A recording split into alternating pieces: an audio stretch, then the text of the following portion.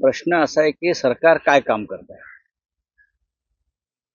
हे सरकार जनतेने निवडून दिलेलं आहे आणि जनतेचा आम्हाला पाठिंबा आहे आणि जनतेच्या भावनेतून हे सरकार आलं आहे असं देवेंद्र फडणवीस सांगतात, अजित पवार सांगतात, एकनाथ शिंदे सांगतात. पण आपण काल पाहिलं असेल, डोंबिवलीमध्ये 65 इमारतींवर बुलडोझर चालवले. 65 इमारती पक्क्या बांधलेल्या आणि किमान 6,500 ते 7,000 कुटुंब बेघर झाले, रस्त्यावर आले. यांची जबाबदारी कोणतं सरकार घेणार आहे? त्या भागाचे आमदार रवींद्र चव्हाण आहेत, भाजपचे नेते आहेत, भाजपचे कार्याध्यक्ष आहेत. 6,500 लोक बेघर झाली. भले कोर्टाची काही सूचना असतील, पण या 6,500 कुटुंबांची फसवणूक झालेली आहे. बिल्डरनं खोटे कागदपत्र तयार करून, बनावट कागदपत्र तयार करून, आणि बिल्डर जेव्हा बनावट कागदपत्र तयार करतो तेव्हा त्याला राजकीय आश्रय असतो, राजकीय पाठबळ असतं, त्याने शासकीय यंत्रणा ताब्यात घेतलेली असते आणि म्हणून तो एवढा उंच इमारती उभा करतो आणि खोट्या बनावट कागदपत्राच्या आधारे सामान्य मध्यमवर्गीयांना विकतो. त्या घरांवर त्यांना कर्ज मिळालेली आहेत, लक्षात घ्या. म्हणजे बँकांनी त्यांची कागदपत्र तपासून त्यांना कर्ज दिलंय. म्हणजे कागदपत्र बनावट आहेत किंवा खरी आहेत. बनावट असतील तर ती बनावट अशा पद्धतीने बनवली की फसवणूक व्हावी.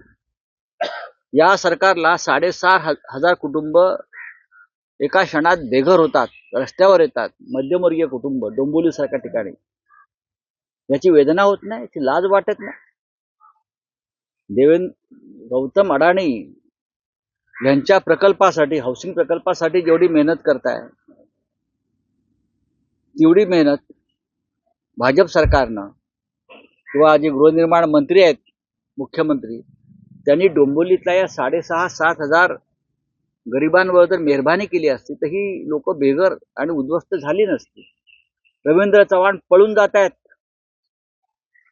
त्या भागाचे आमदार रवींद्र पवार हे पलायन करतायत. जेव्हा त्यांच्याकडे हे लोक दाद मागायला जात आहेत तेव्हा त्यांना भेट देत नाहीत, पळून जात आहेत.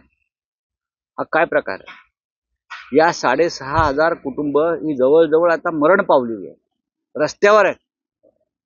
तुम्ही मस्साजोगच्या सरपंचाचा विषय घेताय, त्यांना गोळ्या मारून ठार केलं या सरकारनं आणि 6,500 कुटुंबांना बुलडोझर खाली चिरडून मारलं. डोंबिवलीच्या दोन्ही ठिकाणी मृत्यूच आहे, मरण आहे. 6,500 कुटुंबाच्या प्रकरणामध्ये कोण राजीनामा घेणार? ही कुटुंब बेघर झालेली आहेत. संतोष देशमुख प्रकरणामध्ये तुम्ही मुंड्यांचा राजीनामा मागताय. रवींद्र चव्हाण त्या भागाचे अनेक वर्ष आमदार आहेत. त्या भागाचे अनेक वर्ष आमदार रवींद्र चव्हाण आहेत ना, मग ते राजीनामा देणार आहेत का? ही 6,500 कुटुंब रस्त्यावर आली आहेत, बेघर झाली आहेत, उद्ध्वस्त झाली आहेत सर्वच बाबतीत. मग तुम्ही रवींद्र चव्हाण आणि त्या गेल्या अनेक वर्षातले तिकडले सत्ताधारी मंत्री त्यांचा राजीनामा घ्या ना. त्या जिल्ह्याचे पालकमंत्री अनेक वर्ष कोण आहे? ते राजीनामा देणार आहेत. त्या भागाचे खासदार अनेक वर्ष कोण आहेत? ते राजीनामा देणार आहेत का? ही अत्यंत गंभीर गोष्ट आहे महाराष्ट्रात आणि मुंबईच्या आसपास सुरू आहे. बघा, आम्ही त्याच्यावर चर्चा करतोच आहोत. लोक आमच्याकडे येतात. मी तुमच्याशी तुमच्या माध्यमातून संवाद साधलेला. हे सरकारपर्यंत जावं, आज कॅबिनेट आहे. या 6,500 कुटुंबांचं भवितव्य काय हे मुख्यमंत्र्यांनी आणि या राज्याच्या तिकडल्या पालकमंत्र्यांनी सांगावं. आणि आम्ही रस्त्यावरती आलो तर आमच्यावर तुम्ही देशद्रोहाचे गुन्हे दाखल करा. सरकारी कामात किंवा न्यायालयाच्या कामात हस्तक्षेप करतात म्हणून. उपमुख्यमंत्री एकनाथ शिंदे समांतर मंत्रालय काढण्याची तयारी आज सामनाला सुरू केलंय. वैद्यकीय मदत कक्ष सुद्धा सुरू केला. वैद्यकीय मदत कक्ष आहे, त्यांचं स्वतंत्र वॉर रूम आहे, कोऑर्डिनेशन एक रूम त्यांनी केलेला आहे. त्यानंतर ते पालकमंत्री पदावरून त्यांचे वॉर्स सुरू आहेत. त्यानंतर असे अनेक बाबतीमध्ये म्हणजे ते स्वतःचे स्वतंत्र कॅबिनेट घेतात. स्वतःची स्वतंत्र कॅबिनेट घेतात ते आपल्या मंत्र्यांची. त्यानंतर त्यांच्या मंत्र्यांना त्यांनी सांगितलेलं आहे की फडणवीसांचे आदेश फार पाळू नका. अशा प्रकारे जेव्हा आव्हान दिलं जातं, हे आव्हान एकेकाळी मुंबईच्या अंडरवर्ल्डमध्ये निर्माण झालं. समांतर सरकार होतं, त्याला आम्ही अंडरवर्ल्ड म्हणायचो.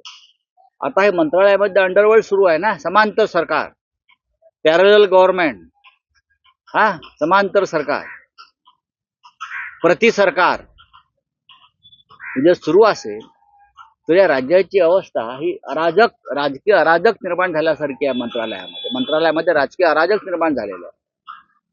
देवेंद्र फडणवीस हे खंबीर मुख्यमंत्री आहेत असं आम्ही मानतो. ते हे मोडून काढणार नसतील तर हे राज्य हे अराजकाच्या खाईत ढकललं जाईल.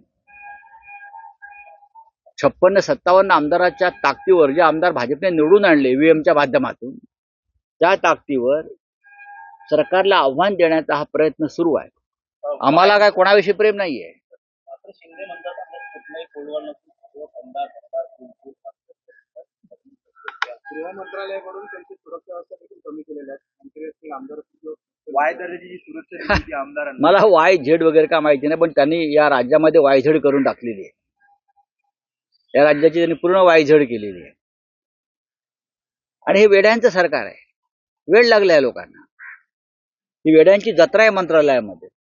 कोणाचा पायपूस कोणाच्या गळ्यात नाही. मंत्रालयात जाऊन पहा तुम्ही, गोंधळ आहे. शासकीय कार्यालयामध्ये गोंधळ आहे. गृहनिर्माण खात्यामध्ये, माडामध्ये, SRA मध्ये प्रचंड भ्रष्टाचार सुरू आहे. पैसे दिल्याशिवाय सामान्य माणसाची कामं होत नाहीत गृहनिर्माण खात्यामध्ये. मी तुम्हाला 10 उदाहरणं देतो.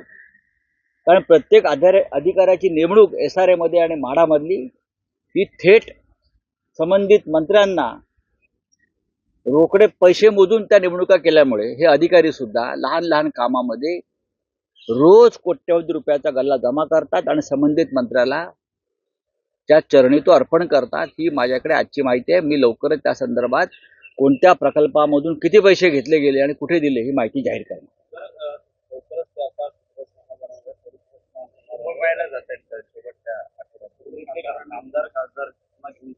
ते कुंभस्नानाला जाण्यासाठी फडणवीसांनी त्याला एक साबण द्यावा, पवित्र अंग घासायला एक साबण द्यावा, बरं का.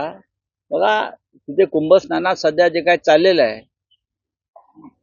तुम्ही किती धुतलं तरी तुमचं पाप धुवून जाणार नाही. या 40 आमदारांचं, गद्दारांचं. गंगा ही पवित्र आहे आणि तिनं आपलं पवित्र जपलेलं आहे. तिथे साधू संत आणि पुण्यात्मे जेव्हा जातात, सामान्य माणूस निष्पाप असतो तो जातो, तेव्हा त्याला ते पुण्य मिळतं.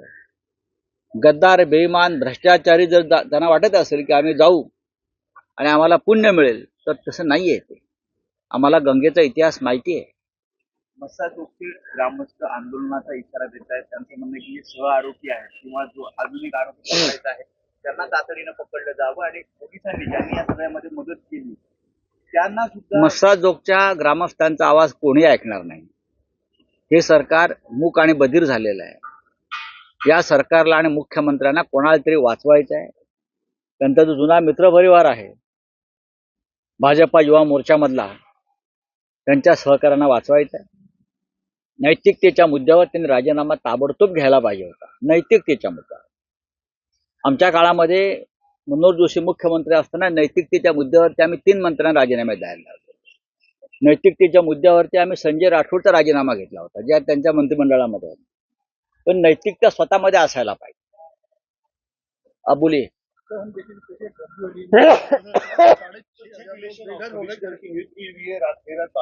होने तो अभी क्या करेंगे, नहीं अभी मालूम नहीं. देखिए अभी कांग्रेस राहुल गांधी जी उस कमेटी में है.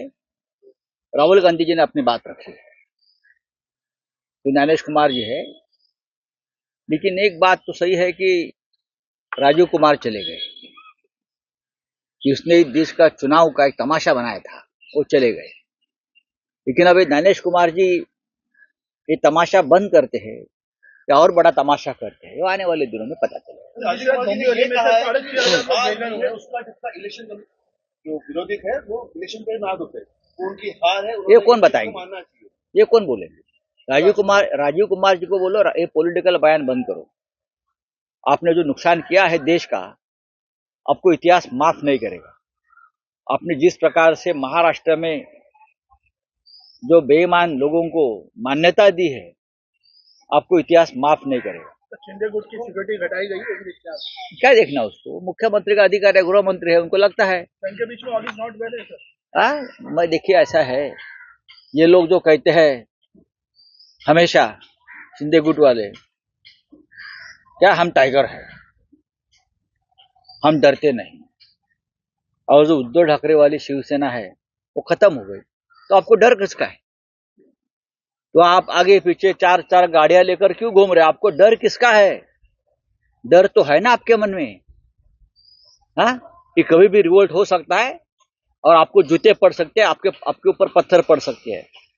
ये अगर आपके मन में डर है, इसलिए आपको सिक्योरिटी चाहिए। उसके अंदर अभी महाकुंभ जाने वाले हैं सर। 2 घटना हुई है, अभी तो मृतक का आंकड़ा नहीं है, वहाँ डेड बॉडी जो मौजूद है वहाँ पे पुलिस बंदों और फायर सिक्योरिटी लगाई जा रही है सर। देखो, आंकड़ा छुपाया जा रहा है, चाहे दिल्ली रेलवे स्टेशन पर हुआ हादसा है या प्रयागराज वाला हादसा है। आज भी 6000 लोग लापता है कुंभ में। कहाँ गए, कहाँ गए, मुझे बताइए, बता सकते आप? विधायक जो है महाकुंभ जाने वाले हैं।